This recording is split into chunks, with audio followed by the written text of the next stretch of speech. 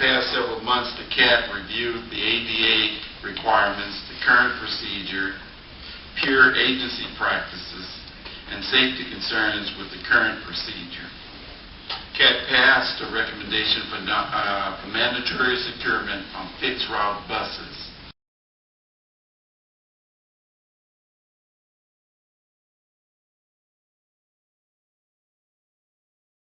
However, the CAT was had serious concerns about the implementation of this policy.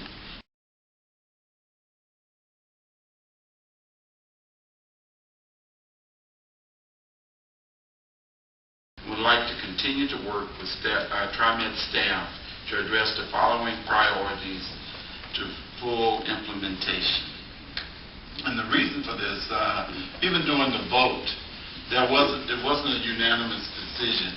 And what caught my eye was the fact that of those that use mobility devices on our buses, it was a 50-50 split.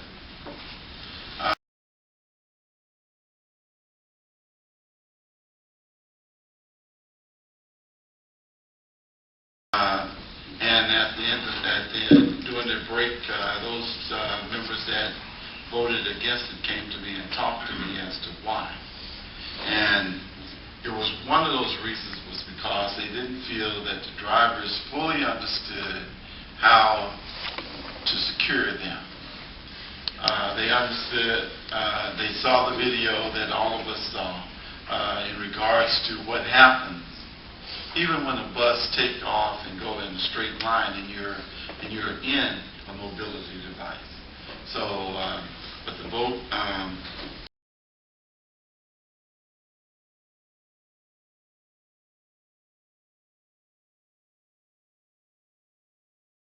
I'll get to the vote was 8 in favor, 2 opposed, and 1 abstention. CAT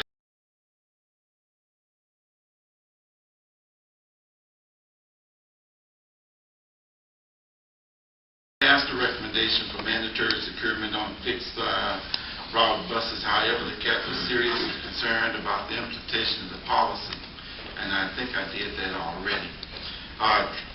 Things that they would like to see done before full implementation is training of operators to ensure consistency, proper securement techniques, and sensitivity. And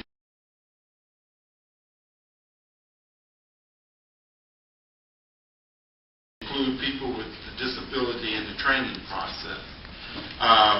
One of the things there is that drivers are on a time schedule. You know, buses have a time allotted to be at certain stops, and it takes time for the driver to get out of the seat, come, secure mobility device, get back into traffic, i.e. when they get to their stop, he has to get up, go back, unsecure them, and take time to use the lift or whatever to get them off the bus safely. So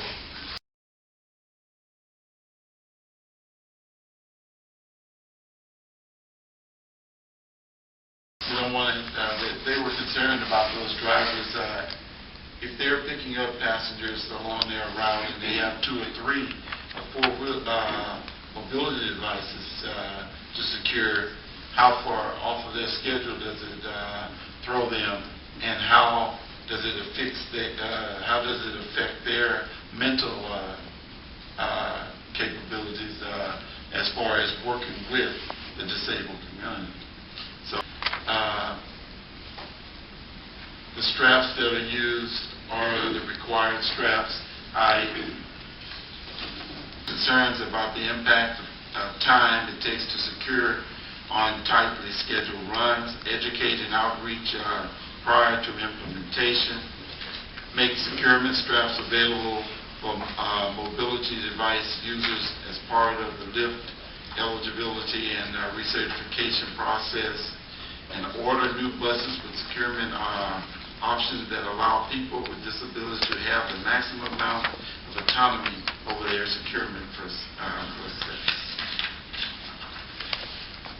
There was also a briefing on staff, by staff on the reduction of service. Staff reviewed the proposals of service reductions for fall. CAT and staff agreed to continue the review for the March 2nd work session. And budget priorities, because time did not allow, that was deferred to the next CAT meeting.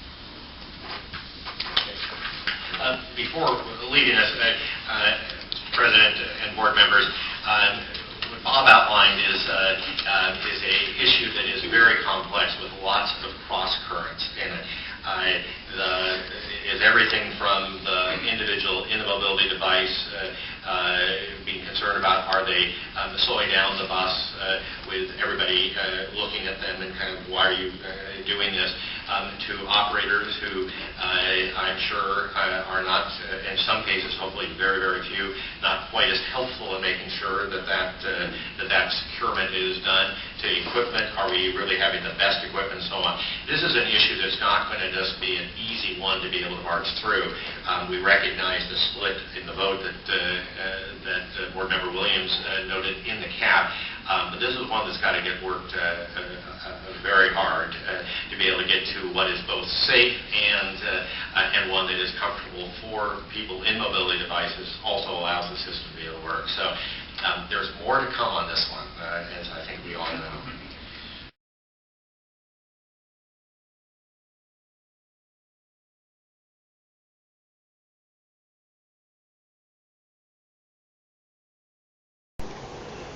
Well, fellow operators, this is not good news for those of us who operate buses. You know, I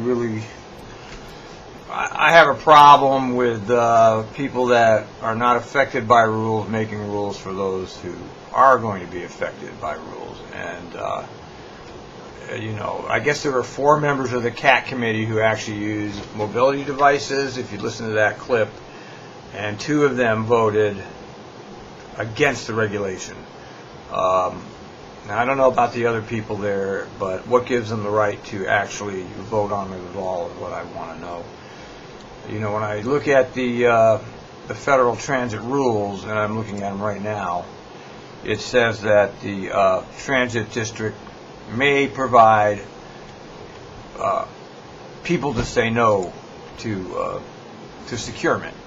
And if they want securement, of course, it's up to operator to assist them to secure their mobility or their wheelchair, as it's called. I mean, even the law calls it a wheelchair. So I know we at Trimet don't want to say that, but this is, you know, it's a wheelchair. Okay.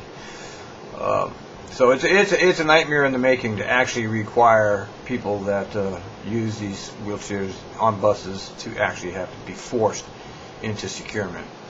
Now, I've been driving 13 years. I'm sure I've had hundreds, over 100, probably several hundred mobility devices in that time. I probably, maybe 200, 300, maybe 400 at the most. Anyway, I've had virtually none of those people want securement, and I've never even had one incident regarding a wheelchair on my bus. And I know there's a lot of others of us here who have never had one incident on a bus regarding a wheelchair. So why is this coming up is what I want to know. Whose idea was it to bring this up? Has there been an inordinate amount of accidents or something? Because what we see here at Trimet is that a few things will happen regarding a few individual operators, and they'll take it out on all the operators, okay? Or they'll take it out on all the public. And, you know, without regards for how that's going to affect everybody. And, you know, they'll just make some regulation and say, okay, from now on we're going to do it this way. Of course, that disregards the rights of all the other people who weren't having problems, and we know that's the way they do it here. So I would encourage. I think it's a nightmare if you start requiring this. It's going to ruin your operator's state of mind. You're going to have a lot of morale problems. I don't care how much training you have. You have schedules that are impossible to keep, and now you have to deal with this. You're going to make it impossible. All right. Now, my understanding of the idea of the Americans with Disabilities Act was to make equal access, not special access. And what we see in Portland is that we've created a special access, not an equal access. And that was never the intent of the ADA. The ADA was to allow equal access to all the services that all the rest of us, and I'm a full supporter of that. And I'm not a supporter of special access. And I'm also not a supporter of taking away the rights of the disabled, and to force the disabled into securement when they don't want them is an act of fascism. Basically, you're making them do something they don't want to do. And how is that even constitutional?